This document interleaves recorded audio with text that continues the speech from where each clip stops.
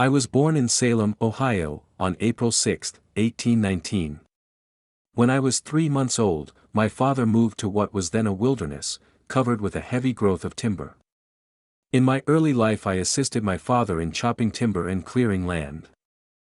It required 20 faithful days' work to clear 1 acre, and render it fit for the harrow and a crop of wheat. In about 3 years the roots of the trees would decay, so that the soil could be worked with a plow. In 1836, I moved, with my father, to Wisconsin Territory. I remember passing through Chicago, then a mere hamlet, but now a large and wealthy city. 70 miles northwest of Chicago, my father and I, located at a place called Spring Prairie. It was the most delightful country I had ever seen.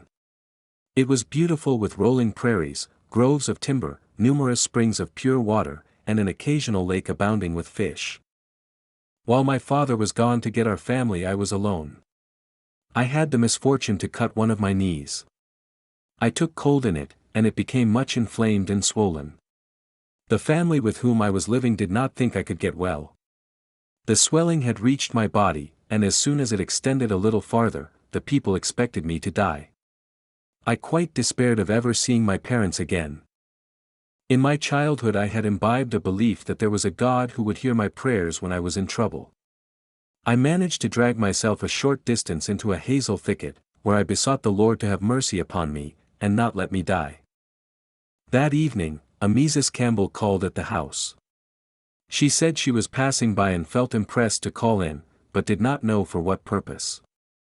After explaining to her my situation, she said, "I now know why I came in here, for I can bring that swelling all out." Through her care and in answer to my prayers, I soon got about, and again had the privilege of meeting my parents and other relatives. The second season after this occurrence I left home and struck out on my own. I took a bundle of clothing, and traveled westward 118 miles to the Galena lead mines. I worked there nearly a year. Twice during that time I barely escaped being buried about 100 feet underground, by the caving in of the earth. At one time, when 200 feet below the surface of the ground, a rock fell on a man who was working with me, and killed him instantly. While dragging his mangled body along the drift, and arranging a rope by which to raise it up the shaft, such an aversion to mining came over me, that I did not go back to my labor again. I returned with the money I had earned, and paid for my land. In the autumn of 1839, I married Lucinda Taylor. She, as well as myself, had a numerous circle of relatives. I enclosed my land with a good fence, built a comfortable house, and made up my mind to live and die on the place. I believed the Bible, but was without faith in any of the religious sects of the day, and had given up all hopes of finding a religion that I could believe to be true. In February, 1842, a neighbor called at my house, and told me that he had heard a Mormon elder preach. He asserted that he preached more Bible doctrine than any other man he had ever listened to, and that he knew what he preached was true. He claimed that the gospel had been restored to the earth, and that it was the privilege of all who heard it to know and understand it for themselves. What this neighbor told me so influenced my mind, that I could scarcely attend to my ordinary business. The elder had left an appointment to preach again at the same place, and I went to hear him. When I entered the house he had already commenced his discourse. I shall never forget the feeling that came over me when I saw his face and heard his voice. He preached that which I had long been seeking for. I felt that it was indeed the gospel. The principles he taught appeared so plain and natural, that I thought it would be easy to convince anyone of their truth. In closing his remarks, the elder bore testimony to the truth of the gospel. The query came to my mind, how shall I know whether or not these things are so, and be satisfied? As if the Spirit prompted him to answer my inquiry, he again arose to his feet and said, "If there is anyone in the congregation who wishes to know how he can satisfy himself of the truth of these things, I can assure him that if he will be baptized, and have hands laid upon him for the gift of the Holy Ghost, he shall have an assurance of their truth." This so fired up my mind, that I at once determined to be baptized, and that too, if necessary, at the sacrifice of the friendship of my kindred and of every earthly tie. I immediately went home and informed my wife of my intentions. She told me that if I was baptized into the Mormon Church, I need not expect her to live with me any more. The impressions I received at the time cannot be forgotten. The Spirit rested upon me and bore testimony of its truth, and I felt like opening my mouth and declaring it to be a revelation from God. On March 3, 1842, as soon as it was light in the morning, I started for a pool of water where I had arranged to meet with the elder, to attend to the ordinance of baptism. On the way, the thought of the sacrifice I was making of wife, of father, mother, brothers, sister and numerous other connections, caused my resolution to waver. As my pace slackened, some person appeared to come from above, who, I thought, was my grandfather. He seemed to say to me, "Go on, my son, your heart cannot conceive, neither has it entered into your mind to imagine the blessings that are in store for you, if you go on and continue in this work." I lagged no more, but hurried to the pool, where I was baptized by Elder Lyman Stoddard. It was said in my confirmation, that the spirits in prison greatly rejoiced over what I had done. I told Elder Stoddard my experience on my way to the water. He then explained to me the work there was for me to do for my fathers, if I was faithful, all of which I believed and greatly rejoiced in. When my father learned that I had joined the Mormons, he said he thought he had brought up his children so that none of them would ever be deceived by priestcraft. At the same time he turned from my gate, and refused to enter my house. All my relatives, except one brother, turned against me, and seemed to take pleasure in speaking all manner of evil against me. I felt that I was hated by all my former acquaintances. This was a great mystery to me. I prayed to the Lord and was comforted. I knew that I had found the valuable treasure spoken of by our Savior, and I was willing to sacrifice all things for it. In the autumn of 1842, Elder Stoddard returned to the country where I lived, to labor in the ministry, and ordained me an elder. About the same time my wife was taken very sick. By her request I administered to her, and she was immediately healed. I visited my father, and informed him that signs followed the believer, as in the days of the apostles, that I was a believer, and had been ordained an elder in the Church of Jesus Christ of Latter-day Saints, and that the signs followed my administrations. He ordered me out of his house for believing such nonsense. Some time after this he was taken sick, and I went to see him. My mother told me he had the spotted fever, and that there was no hope of his recovery. She believed he was dying, and so it appeared to me, but I thought that God could and would save him if I prayed for him. I retired to a private place, and prayed to the God of Abraham to have mercy on my father and heal him, that he might have an opportunity of obeying the gospel. It was a moonlight night, and when I returned to the house my mother stood at the door.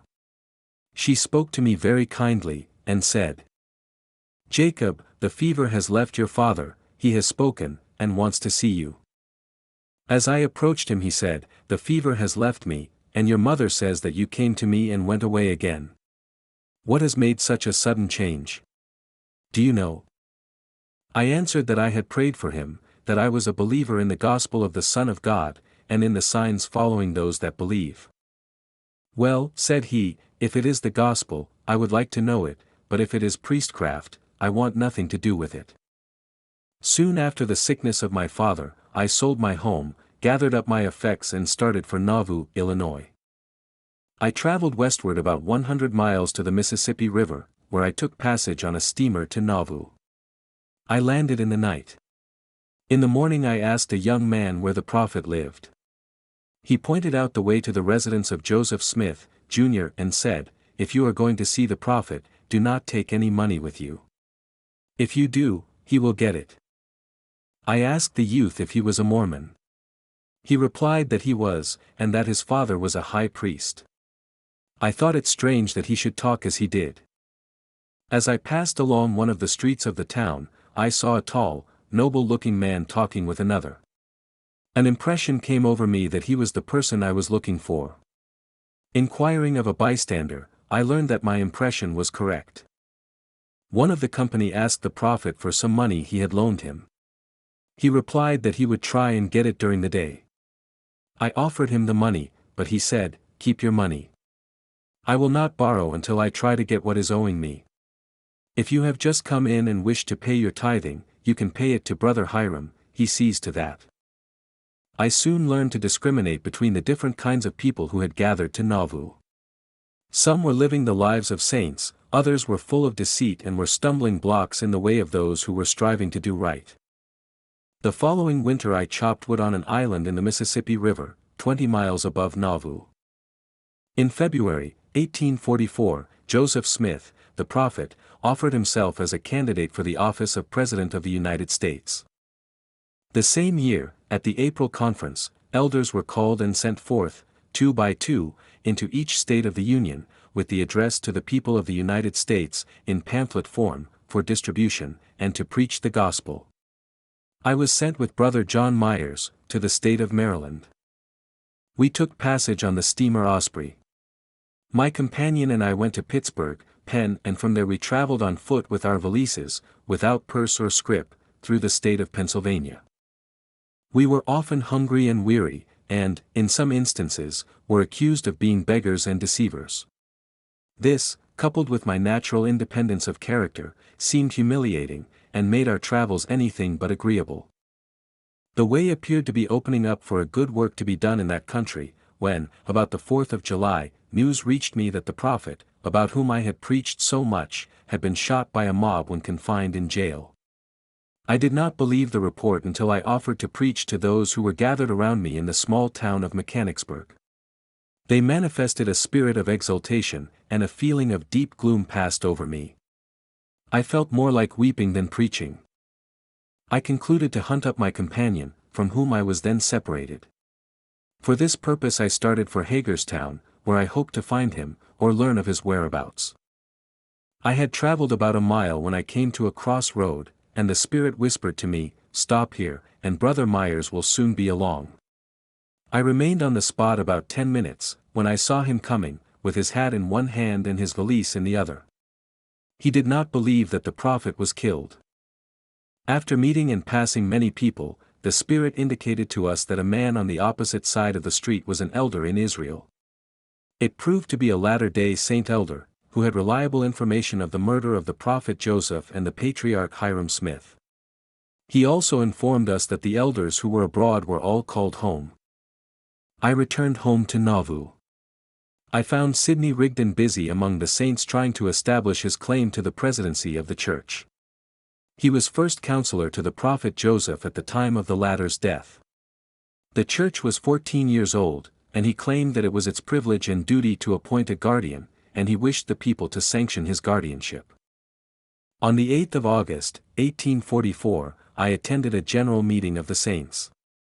Elder Rigdon was there, urging his claims to the presidency of the church. His voice did not sound like the voice of the true shepherd. When he was about to call a vote of the congregation to sustain him as president of the church, elders Brigham Young, Parley P. Pratt and Heber C. Kimball stepped into the stand. Brigham Young remarked to the congregation, "I will manage this voting for Elder Rigdon. He does not preside here.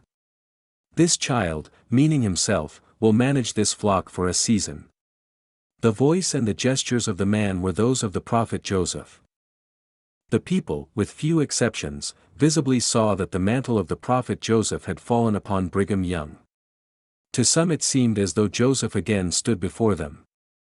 I arose to my feet and said to a man sitting by me, "That is the voice of the true shepherd, the chief of the apostles." Our enemies, finding that the death of the prophet did not break up Mormonism, as they had expected, began their persecutions again, by burning the houses of the brethren in the outlying settlements. My parents both attended the following April conference. At its close, my father asked me if I did not wish to baptize him and my mother. As they were both desirous that I should do so, I baptized them in the Mississippi River, on April 11, 1845. My father told me that it was not any man's preaching that had convinced him of the truth of the gospel, but the Lord had shown it to him in night visions. Said he, "It is your privilege to baptize your parents, for you have prayed for them in secret and in public, you never gave them up, you will be a Joseph to your father's house." In 1845, I labored on the Nauvoo temple, doing any work that was required of me. In the autumn, the enemies of the saints commenced to plunder in the country settlements. Teams were sent from Nauvoo to save and bring in what grain they could. It was necessary to send guards with the teams.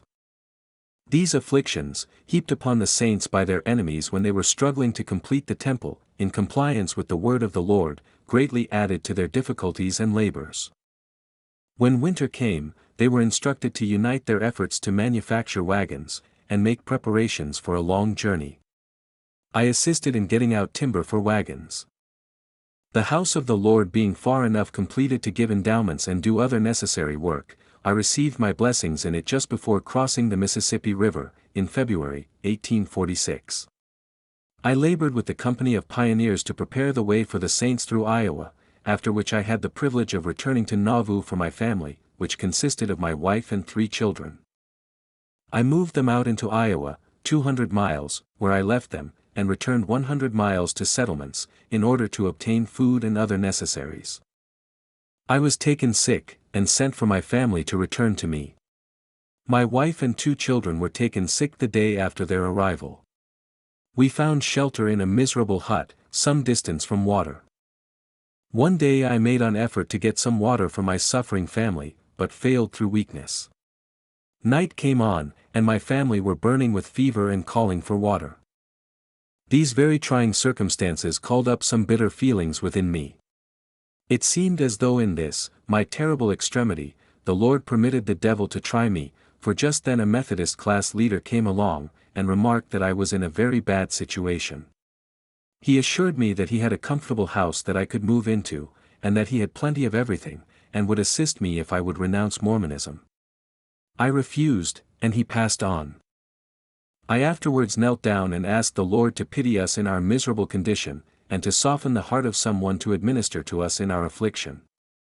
About an hour after this, a man by the name of William Johnson came with a 3-gallon jug full of water, set it down and said, "I came home this evening, weary, having been working with a threshing machine during the day, but, when I lay down I could not sleep, something told me that you were suffering for water. I took this jug, went over to Custer's well and got this for you. I feel now as though I could go home and sleep. I have plenty of chickens and other things at my house, that are good for sick people. When you need anything I will let you have it." I knew this was from the Lord in answer to my prayer. The following day the quails came out of the thickets, and were so easily caught that I picked up what I needed without difficulty. I afterwards learned that the camps of the saints had been supplied with food in the same way. On the 11th of the following April, 1847, I arrived at my father's house, in western Iowa. I had previously baptized 4 of my brothers, and all my father's family had embraced the gospel. My mother had sunk under hardships, and died on the road from Nauvoo, yet I was thankful to find all my relatives rejoicing in the truth. In the spring of 1850 I felt like making an effort to gather with the saints in the mountains. This at first appeared impossible, as my animals had all strayed off, and I could not learn of their whereabouts. I had concluded to remain another year, when I dreamed, for 3 nights in succession, where my oxen were, and went and got them. I found my other lost animals in the same manner. These kind providences, with strict economy, enabled me to make a start for Utah with the company of Aaron Johnson, in the spring of 1850, as I had desired. I joined the camp, to travel over 1,000 miles of desert, with 9 in family, 1 small wagon, 1 yoke of oxen and 2 cows. We arrived in Salt Lake Valley on the 1st of September, 1850. I settled, with my father and brothers, in Tooele Valley, 35 miles west of Salt Lake City. The people built their houses in the form of a fort, to protect themselves from the Indians, who frequently stole their horses and cattle. Men were sent against them from Salt Lake City, but all to no purpose. The Indians would watch them during the day, and steal from them at night. This kind of warfare was carried on for about 3 years, during which time there was no safety for our horses or cattle.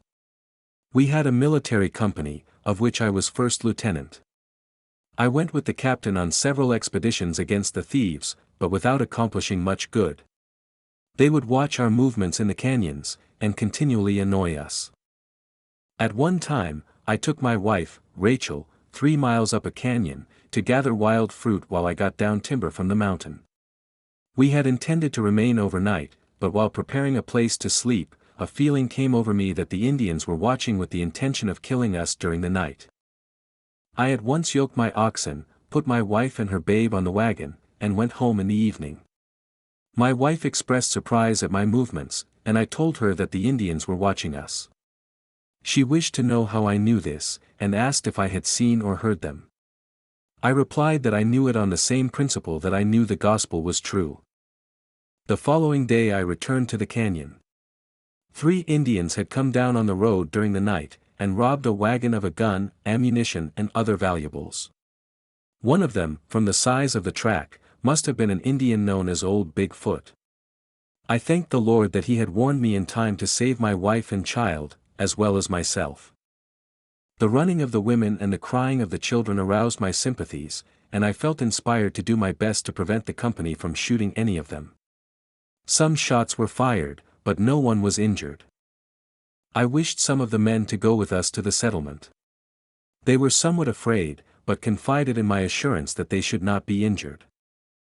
On my arrival home, my superior officer ignored the promise of safety I had given the Indians, and decided to have them shot. I told him I did not care to live after I had seen the Indians whose safety I had guaranteed, murdered, and as it made but little difference with me, if there were any shot I should be the first. At the same time I placed myself in front of the Indians. This ended the matter and they were set at liberty. After this affair, the presiding elder directed me to take another company of men, go after the Indians, to shoot all we found, and bring no more into the settlement. Again we traveled at night and watched during the day. We found the trail of a small band who had come near the valley, and then turned back on account of a light fall of snow, which would make their trail too easily discovered for thieving operations. We surprised them near a large mountain. They scattered in the foothills, and the company divided to the right and left to keep them from the mountains. I rode my horse as far as he could go on account of the difficulties of the ground, then left him, and secreted myself behind a rock in a narrow pass, through which I presumed some of the Indians would attempt to escape. I had not been there long before an Indian came within a few paces of me. I leveled my rifle on him, and it missed fire. He sent an arrow at me, and it struck my gun as I was in the act of recapping it. He sent the second, and it passed through my hat, the third barely missed my head, the fourth passed through my coat and vest. As I could not discharge my gun, I defended myself as well as I could with stones. The Indian soon left the ground to me. I afterwards learned that as he went on, he met 2 others of our company and passed them safely, as their guns also missed fire. When the company gathered back to the place from which they scattered, we learned that not one was able to discharge his gun when within range of an Indian. One of the company received a slight arrow wound, which was the only injury inflicted. In my subsequent reflections, it appeared evident to me that a special providence had been over us, in this and the 2 previous expeditions, to prevent us from shedding the blood of the Indians. The Holy Spirit forcibly impressed me that it was not my calling to shed the blood of the scattered remnant of Israel, but to be a messenger of peace to them. It was also made manifest to me that if I would not thirst for their blood, I should never fall by their hands. The most of the men who went on this last expedition, also received an impression that it was wrong to kill these Indians. On a 4th expedition against them, we again surprised their camp. When I saw the women and children fleeing for their lives, barefooted over the rocks and through the snow, leaving a trail of blood, I fully made up my mind, that if I had anything more to do with Indians, it would be in a different way. I did not wish to injure these women and children, but, learning that Old Bigfoot was there, and feeling that he deserved killing, I soon found his trail and followed it. There being snow on the ground, his trail was easily seen. It passed along the highest ridges. As I approached a cedar tree with low, thick foliage, a feeling came over me not to go near it. I passed it under the brow of a steep hill. When beyond it, I saw that no trail had passed on. I circled around in sight of the Indian, but he in some way slipped off unobserved. Afterwards, when trying to make peace with these Indians, Bigfoot told me that himself and party had laid their plans to kill me and my wife and child, the summer before when in Pine Canyon, had we remained there overnight. During the same interview he said, placing his finger on his arrow, if, when you followed me in the Cedar Hills, you had come 3 steps nearer the tree where I was, I would have put an arrow into you up to the feather. I thanked the Lord, as I often felt to do, for the revelations of His Spirit. After returning home from the expedition, in which I had followed the trail of Old Bigfoot, I dreamed, 3 nights in succession, of being out west, alone, with the Indians that we had been trying about 3 years to destroy. I saw myself walk with them in a friendly manner, and, while doing so, pick up a lump of shining substance, some of which stuck to my fingers, and the more I endeavored to brush it off the brighter it became. This dream made such an impression on my mind, that I took my blankets, gun and ammunition, and went alone into their country. I remained with them several days, hunting deer and duck, occasionally loaning them my rifle, and assisting to bring in their game. I also did all I could to induce them to be at peace with us. One day, in my rambles, I came to a lodge where there was a squaw, and a boy about 10 years old. As soon as I saw the boy, the Spirit said to me, "Take that lad home with you, that is part of your mission here, and here is the bright substance which you dreamed of picking up." I talked with him and asked if he would not go with me. He at once replied that he would. When I left, the boy took his bows and arrows and accompanied me. His mother appeared to feel so bad, and made so much ado, that I told the lad he had better go back to his mother, but he would not do so. The following morning, she told me that she heard I had a good heart, for the Indians told her that I had been true to what I said, and the boy could go with me if I would always be his father and own him as my son. This boy became very much attached to me, and was very particular to do as he was told. I asked him why he was so willing to come with me the first time we met. He replied that I was the first white man he ever saw, that he knew a man would come to his mother's lodge to see him, on the day of my arrival, for he was told so the night before, and that when the man came he must go with him, that he knew I was the man when he saw me a long way off, and built a smoke so that I would come there. At the April conference of 1854, I was called, with a number of others, on a mission to the Indians in southern Utah. Taking a horse, cow, garden seeds and some farming tools, I joined in with Brother Robert Ritchie, and was soon on my way. We commenced operations at a place we called Harmony, 20 miles south of Cedar City, in Iron County. I made it my principal business to learn the Indian language, and become familiar with their character. On the 1st of June, 1854, I went to visit the Indians on the Rio Virgin and Santa Clara, 2 streams now well known as forming a junction south of the city of St. George. On the 9th of June we camped on ground now enclosed in the Washington field. There we saw many Indian women gathering a red, sweet berry, called opie. The Indians were also harvesting their wheat. Their manner of doing so was very primitive. One would loosen the roots of the wheat with a stick, another would pull up the plant, beat the dirt off from the roots and set it up in bunches. I loaned them a long sharp knife, which greatly assisted them in their labors. We returned to Harmony about the last of June. On the 3rd of July, I accompanied a hunting party of Indians into the mountains east of Harmony. While with them, I spared no labor in learning their language, and getting an insight into their character. I have ever felt an aversion to white men shedding the blood of these brethren. When the white man has settled on their lands, and his cattle has destroyed much of their scanty living, there has always appeared in them a disposition to make all reasonable allowances for these wrongs.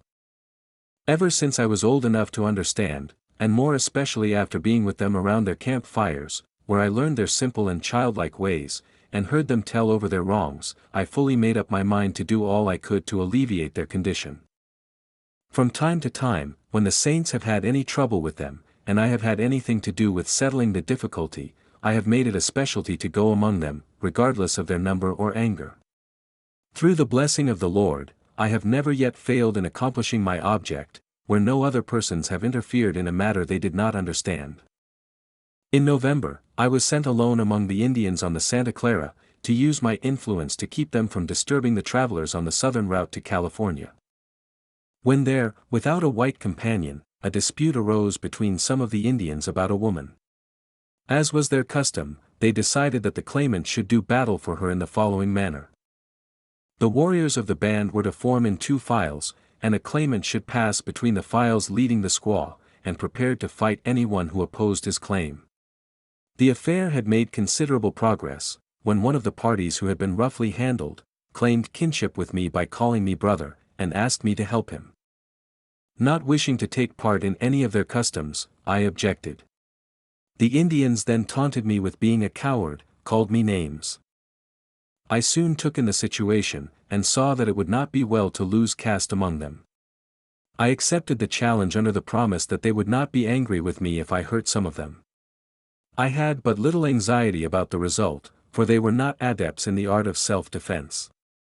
The Indians, numbering about 120, formed in 2 lines, and I took the woman by the hand, and commenced my passage between them.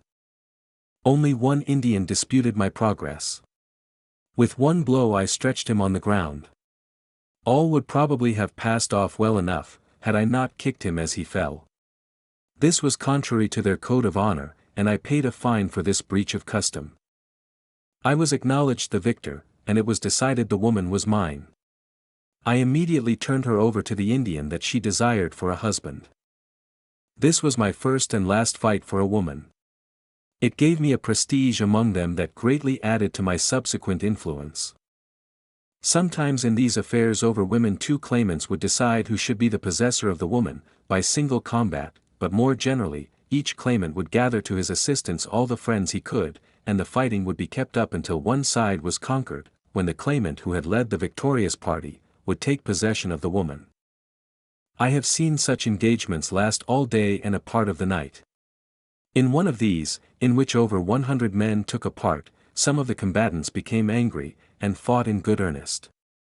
About this time an Indian came in from another small village east of the Santa Clara. The Indians who worked with us told him how matters were going. He ridiculed them for their faith in us and what we taught them, and told them that they were fools for living without meat, when there were plenty of cattle in sight. To more fully exemplify his views and set an example of self-assurance, he killed one of our oxen. 4 or 5 of the brethren went to him armed. I felt impressed that a peaceful policy would be the best, and for that reason, I requested them to let me manage the matter. I went into his lodge, and sat down by him. I told him he had done a great wrong, for we were working to do the Indians good. He talked insultingly, and wanted to know if I wished to kill him, or if I could make medicine strong enough to kill him. I told him that he had made his own medicine, and that some evil would befall him before he got home. He took sick and died soon after. About this time, the president of the mission received a letter from President Brigham Young, that we should require them to wash the sick before we administered to them. An Indian wished us to administer to his sick boy. We required him to wash his child, he refused to do so, and the boy died. The man burnt his lodge, went to the mountains, and called on others to follow him. Some did so, and before leaving, burned a log storehouse which they had filled with supplies. The angry man's name was A.G. Arapoots. The chief of the band came to me and said, "Old A.G. Arapoots will never be satisfied until he has killed you or someone who is with you. You know that he has killed 2 Paiutes since you came here. The Paiutes are all afraid of him. I am going away." I asked him if he would not go to A.G. Arapoots with me. "No," he replied, "he thinks that you let his boy die, and he will never be satisfied until he has blood. There are many with him, and you must not go where he is." As I felt like seeing him, I invited all the missionary brethren, one by one, to go with me, but they all refused except Brother Thales Haskell. One of the brethren remarked that he would as soon go into a den of grizzly bears. When I went to the house of Brother Haskell and opened the door, he said, "I know what you want. You wish me to go with you to see A.G. Arapoots. I am just the man you want." The difference between me and my brethren in this instance did not arise from superior personal courage in myself, but in the fact that I have mentioned before, that I had received from the Lord an assurance that I should never fall by the hands of the Indians, if I did not thirst for their blood. That assurance has been, and is still with me, in all my intercourse with them. Brother Haskell seemed inspired to go with me on this occasion. We started in the morning and followed the trail of A.G. Arapoots until afternoon, when we found him and his band. His face was blackened, and he sat with his head down, apparently in rather a surly mood. I told him I had heard that he intended to kill me the first opportunity. Said he, "Who told you that I wanted to kill you?" I answered that the Paiutes had told me so. He declared that it was a lie, but he had been mad and was mad then, because I had let his boy die. I told him that he let his boy die because he did not think enough of him to wash him so that the Lord would heal him, and now he was mad at someone else. I told him we were hungry, and were going to eat with a man who was not mad. All the Indians but Ag Arapoots gathered around us. We told them they had been foolish in burning up their food, going into the mountains, and leaving their friends, that the women and children had better go back to the settlement where there was something to eat, and let the men who wished to hunt, remain. The most of them started for the settlement the same night. The following day, Taiskavats, the chief, came to me and said, "The band have all come on to the Clara except Ag Arapoots," and he came on to the bluff in sight of it and his heart hardened. You cannot soften his heart again. He has gone off alone. You had better pray for him to die, then there will be no bloodshed. Do not tell him what I have said to you. I did ask the Lord that, if it would be for the glory of his name, Ag Arapoots might not have strength to shed the blood of any of us. In a few days the Paiutes told me that he was not able to walk, nor help himself to a drink of water. He lingered until spring and died. The Lord had sent the gospel of their fathers to these Indians, and with it the testimony of many special manifestations so evident to them, even in their ignorance, that they might be without excuse. In addition to the destruction of the willfully wicked and perverse, many promises to them were fulfilled, their sick were healed, etc. These testimonies more fully established the influence of the elders among this people, and they looked to us for counsel and endeavored to do as they were instructed. The men ceased to abuse their families, and they did as well as could be expected. They would wash the sick, and ask the elders to lay hands on and pray for them. The Lord had great regard for our administrations, for I do not recollect administering to one that did not recover. We were careful not to say or do anything wrong, and I feel that a good spirit governed us in all our intercourse with this people. They soon learned to regard our words as law. It was by the dictation of the Holy Spirit on one occasion I sent Brother Ira Hatch to recover the horses that I saw in a dream. It was the same spirit that had influenced me to take my wife and child out of Pine Canyon the evening before I had intended to, and thereby saved their lives and my own. It was the same also that had saved me from being killed by Old Big Foot, when I lived in Tooele Valley.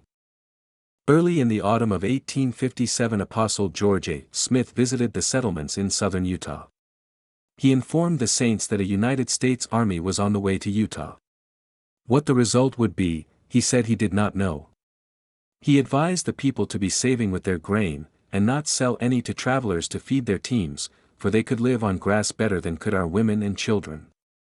He thought that all we could afford to do under the circumstances, was to furnish travelers with bread. That if we would not deny the gospel we might yet suffer much persecution and be compelled to hide up in the mountains. At all events, said he, bread is good to have.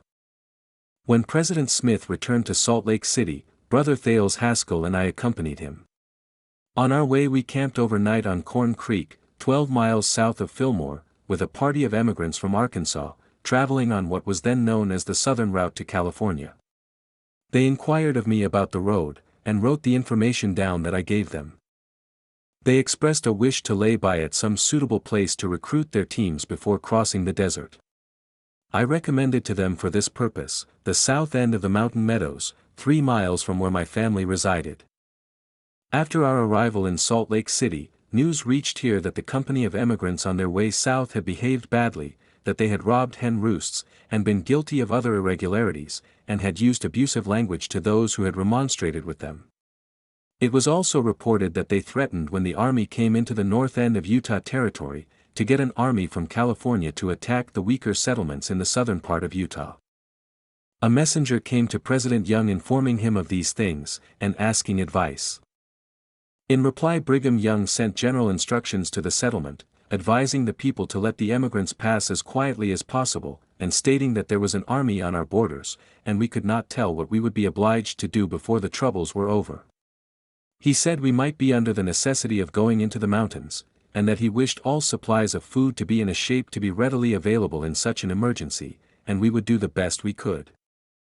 Brother Haskell and I remained in Salt Lake City 1 week, and then started for our homes in southern Utah. On the way, we heard that the Arkansas Company of Emigrants had been destroyed at the Mountain Meadows by the Indians. We met John D. Lee at Fillmore. He told us that the Indians attacked the company, and that he and some other white men joined them in the perpetration of the deed. The deplorable affair caused a sensation of horror and deep regret throughout the entire community, by whom it was unqualifiedly condemned. After the Mountain Meadows massacre took place, I was returning from Salt Lake City, where I had been at the time of the incident. In Cove Creek Valley on my way home we met others from the south, who told us that the Indians were gathering to attack another company of emigrants. I procured a horse, left the wagons and rode on day and night. At Cedar City I found brothers Samuel Knight and Dudley Levitt. As I was weary with hard riding and want of sleep, I hurried them on after the emigrants, while I traveled more slowly. I instructed these men to make every possible effort to save the company and their effects, and to save their lives at all hazards. They overtook the company 156 miles from Cedar City, on the Muddy, in the heart of the Indian country. They found a large body of excited Indians preparing to attack and destroy them. Finding it altogether impossible to control the Indians, they compromised the matter. The Indians agreed to take only the loose stock of the company, and not meddle with the teams and wagons, and not make any effort to take their lives. The Indians took the loose stock, amounting to 480 head, on the 50-mile desert beyond the Muddy. The brethren remained with the company, determined to assist in its defense, should the Indians attempt anything more than they had agreed. The company continued their journey safely to California. As soon as I arrived, I talked with the principal Indians engaged in this affair, and they agreed that the stock not killed should be given up. I wrote to the owners in California, and they sent their agent, Mr. Lane, with whom I went to the Muddy, and the stock was delivered to him as the Indians had agreed. Late in the autumn of 1857, a company came along on their way to California. They brought a letter from President Brigham Young, directing me to see this company and their effects safely through to California. They were mostly merchants who had been doing business in Salt Lake City, and, anticipating difficulty between the people of Utah and the United States Army, were fleeing to the eastern states by way of California and the Isthmus of Panama. When I reached the California road, the company had passed and was some distance ahead of me. While traveling to overtake it, I found a man who had been traveling alone, also in pursuit of the company, with a view of getting through with it to California. When I found him, he was already in the hands of the Indians, and stripped of his clothing. They were making calculations to have a good time with him, as they expressed it, that is, they intended to take him to their camp and torture him. The stranger, seeing my influence with the Indians, begged me to save his life, and said if I would do so, he would serve me as long as he lived. I replied that I did not wish any reward for saving him. In answer to his inquiry, I informed him that I was a Mormon. "Well," said he, "I am not a Mormon, but I wish you would save my life." I assured him that it made no difference to me whether he was a Mormon or not. I told the Indians to bring back his clothing, which they did, except his shoes, and I took him along with me to the company. I found a few Indians around the company, and there appeared to be some excitement. One of the merchants asked me if I could save the shipment. I replied that I could see nothing to hinder me. He said he wished to know what they should do with their animals. I told him I knew where there was good grass, and I would send 2 Indians to take care of them, to let the 2 Indians have their suppers, and a shirt each when they brought in the animals in the morning. At first they refused to let the animals go. I assured them that if I was to direct matters, I should do it in my own way. After some consultation, they concluded to let me take charge. The animals were sent out to feed in the care of the Indians, but I presumed that some of the company did not sleep much during the night. The animals were all brought safely into camp in the morning. After that, the company appeared to feel quite safe, and took much pains to have things move as I directed. When we had traveled about 60 miles towards Muddy Creek, a Mopat Indian told me that the Indians on that stream were preparing to attack the company. I started at day dawn the following morning, and arrived at the crossing of the Muddy about 2 hours in advance of the company. The Indians had collected in the vicinity of the crossing, with the view of attacking the company when in camp. They believed they could easily kill the men, and obtain a large amount of spoil. I called them together, and sat down. I then said, "You have listened to my talk in times past, you believe that it is good to hear and do what I say." They all answered, "Yes." I then told them I was going through to California with some friends, Americans and merchants, and that we had brought along many blankets, shirts and other useful articles. I hoped they would see that none of the animals were stolen, and if any strayed, they would bring them into camp. Some of the Indians did not readily consent to let the company pass in peace. For further security, I sent for their women and children to come out of their hiding place, where they had been sent for safety, as is the custom of the Indians when preparing for battle. I had matters in a much better shape on the arrival of the company than I found them. I was careful to listen to all the talk of the Indians, and spent the evening and also the night with the largest collection of them, so that they could not make any general move without my knowledge. We continued our journey across the 56-mile desert to Las Vegas Springs. After we left this watering place, 3 Indians followed us and made an effort to steal. They were brought into camp and guarded until morning. The remainder of the journey we had no more trouble with the Indians. Before I went on this trip to Las Vegas and the Colorado River, my team, driven by my Indian boy, Albert, had gone with Brother Calvin Red to Lower California. They had been gone nearly 3 months. The morning after our arrival at the spring, when at prayer, the Spirit showed to me a company of our people, a few miles still farther west, on the by road. I told my brother this, and that my team was with them, and my Indian boy was herding the animals on one side of the wagons near the spring. My brother objected, and said he had never heard of water in that direction short of 20 miles. We traveled about 3 miles, and came in sight of a camp. I found my boy Albert watching the horses. There was a good spring of water and plenty of grass. Just beyond were the wagons. The brethren said they never rejoiced more to see anyone than they did us. They were unacquainted with the country, and needed our help to get into Las Vegas. In the autumn of this year, 1858, I received instructions from President Brigham Young to take a company of men and visit the Maquis, or town Indians, on the east side of the Colorado River. The object of this visit was to learn something of the character and condition of this people, and to take advantage of any opening there might be to preach the gospel to them and do them good. After climbing dangerous cliffs and crossing extensive fissures in the rocks, the 10th day out from home we crossed the Colorado River, at the Ute Ford, known in Spanish history as the Crossing of the Fathers. The trail beyond the river was not only difficult, but sometimes very dangerous. Eventually we came to an Oruba village of about 300 dwellings. The buildings were of rock, laid in clay mortar. The village stands on a cliff with perpendicular sides, and which juts out into a plain like a promontory into the sea. The promontory is narrow where it joins the tableland back of it. Across this the houses were joined together. The entrance to the town on the east side was narrow and difficult. The town was evidently located and constructed for defense from the marauding tribes around. The houses are usually 3 stories high.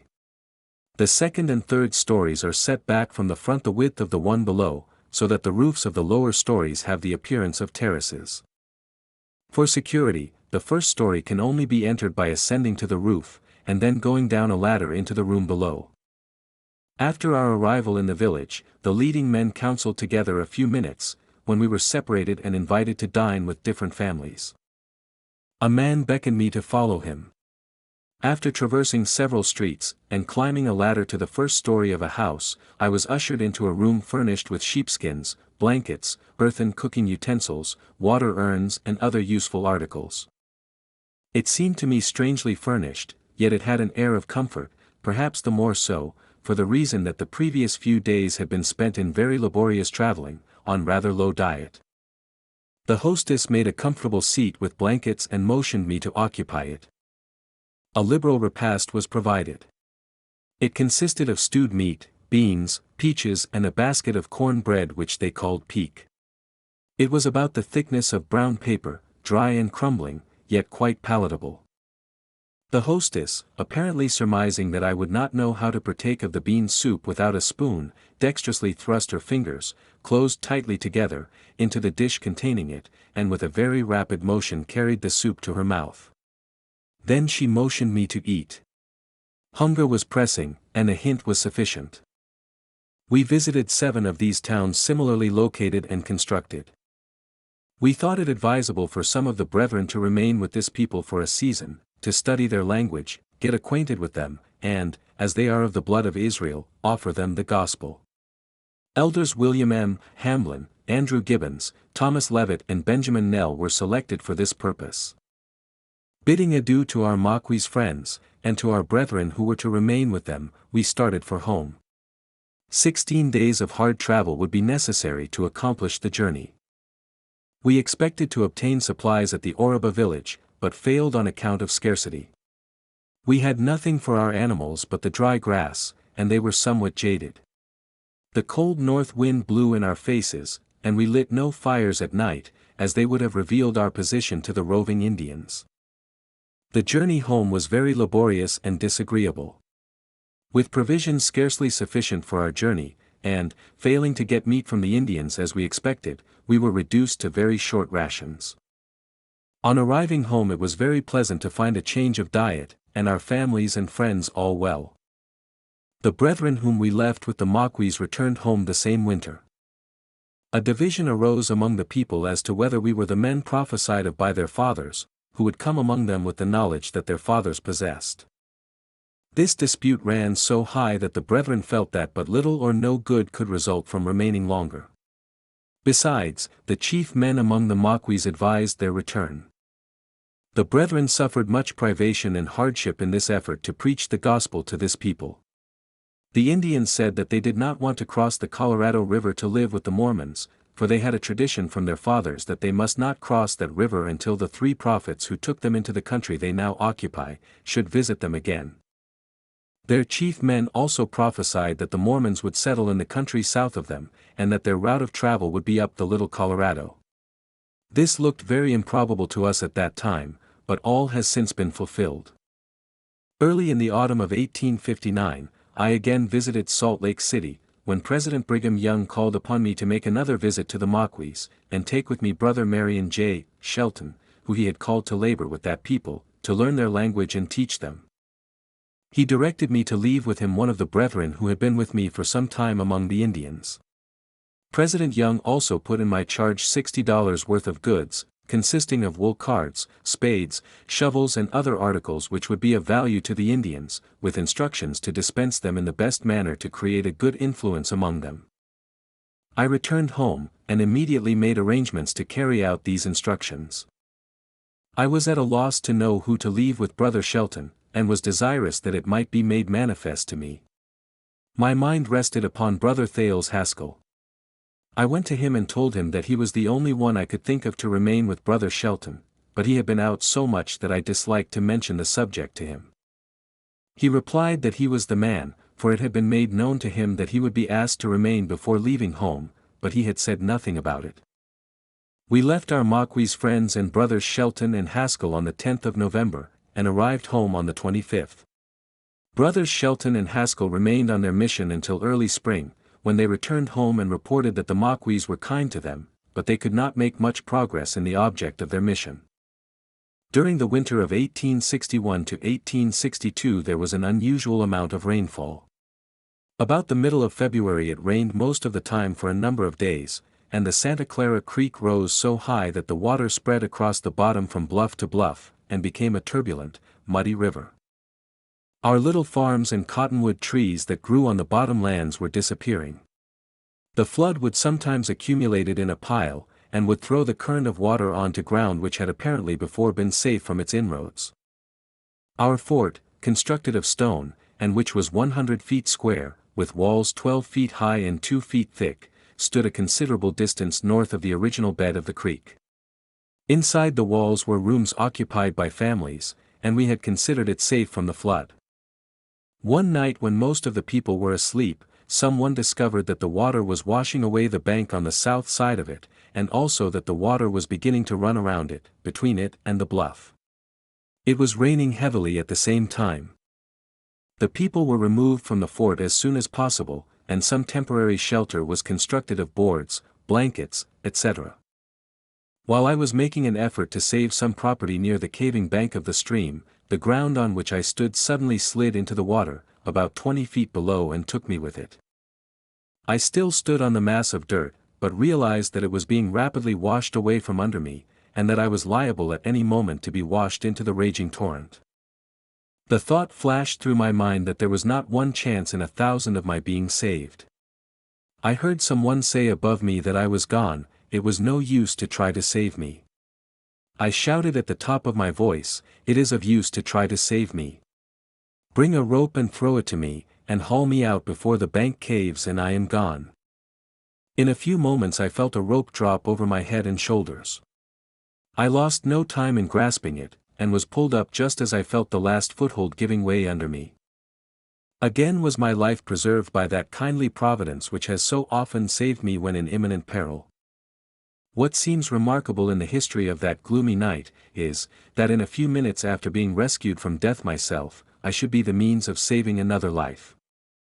A heavy and rapidly increasing current of water was now running between the fort and the bluff. In some way or other, a sick woman had been left in one of the rooms of the fort, and her husband was almost frantic with the idea that his wife was lost, as he did not think she could be got out.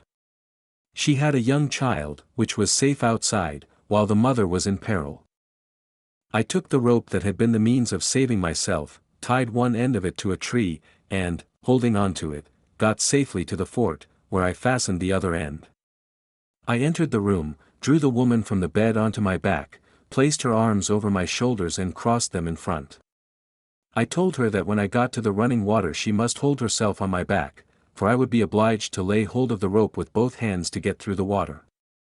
When we arrived at the point of danger, her arms pressed so heavily on my throat that I was nearly strangled. It was a critical moment, for if I let go the rope we were sure to be lost as the water was surging against me. I made the best possible use of time and strength, and reached the shore safely with my burden, to the great joy of the husband and children. The flood swept away my grist mill and other improvements to the value of several $1,000s. Most of the houses and the cultivated land of the settlement also disappeared. The following year we traveled again to the Maquis villages. We brought back 3 Maquis friends and took them to Salt Lake City. The people on the way were very kind and hospitable. Arriving there, all possible pains were taken to instruct these men concerning our people, and to show them that which would gratify their curiosity, and increase their knowledge. They said they had been told that their forefathers had the arts of reading, writing, making books. As Lehi had promised his son Joseph that all his seed should not be destroyed, it was in the mind of the brethren who reflected upon this subject, that in the Maquis people this promise was fulfilled. We left St. George to take the Maquis visitors home on the 18th of March, 1863. As I was leaving home my Indian boy, Albert, met me, and I remarked to him that the peach trees had begun to bloom, and it would be warmer than it had been. He replied, "Yes, and I shall bloom in another place before you get back. I shall be on my mission." I asked him, "What do you mean by that?" He replied that I shall be dead and buried when you get back. We took the route leading south from St. George. At the river we looked around for a better crossing, and found one 5 miles higher up the river from where we previously crossed, and also a good way of getting to and from the river. This is now called Pierce's Ferry. As we had intended to explore as much as practicable, after consulting with these Paiutes and our Maquis friends, we concluded to take a trail to the left of our former route. This would take us down into Cataract Canyon, which heads near the foot of the San Francisco Peaks. We followed down a side canyon all day, leading our animals most of the time on account of the narrow and precipitous character of the trail. At night we camped without water. About 10 o'clock the next day we came in sight of the Havasupai, or Cataract Canyon. This was still far down in the earth below, and the stream running along its bottom appeared like a bright silver thread glittering in the sun. In coming to this point we, at one time, traveled about 3 miles continuously on a trail made with considerable labor in the side of shale rock. I do not remember of a place in this distance where we could have turned our animals around to return, had we wished to do so. We traveled a very circuitous and still difficult trail, until 4 o'clock in the afternoon, before we arrived at the water we had seen 6 hours before. We found the stream to be about 15 yards in width, with an average depth of over a foot. It was rapid and clear, and skirted with cottonwood timber, growing on rich bottom land. The first people that we met of the Havasupai informed of our approach by one of our Maqui's companions, whom we had sent ahead of us. While we were talking to them, others arrived from lower down the stream, who inquired rather sharply why we were there. They were soon satisfied with our explanations. We were soon engaged in interesting conversation. They had heard of me and my travels, and appeared pleased to see me. They desired that I would not lead anyone into their hiding place, and particularly a stranger, without their consent. We remained with this people one day. The second trail out of this canyon was very steep and difficult. The trail we came in on, and the second one out, are said to be the only means of getting in and out of the Havasupai Cataract Canyon. The night of April 11th we were about 12 miles from a Maqui's town. Our Maqui's companions wished to go home, and did so, while we camped until morning. They informed the 3 brethren who had remained in the Maqui's towns during the winter, of our approach, and the following morning these brethren met us about 2 miles out. They rejoiced much in seeing us, and hearing from their families and friends at home. We remained 2 days with our Maqui's friends. Taking brothers Haskell, Hatch and McConnell with us, on Tuesday, the 15th of April, we started for home. We arrived in St. George on the 13th of May, 1863. We had been absent 56 days.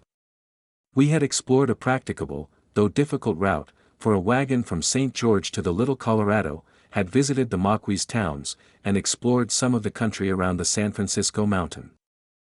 I found on my return home that my Indian boy, Albert, was dead and buried, as he had predicted he would be when I left home. I supposed his age to be about 10 years when he came to live with me. He had been with me 12 years, making him 22 years old when he died. For a number of years he had charge of my sheep, horses and cattle, and they had increased and prospered in his hands.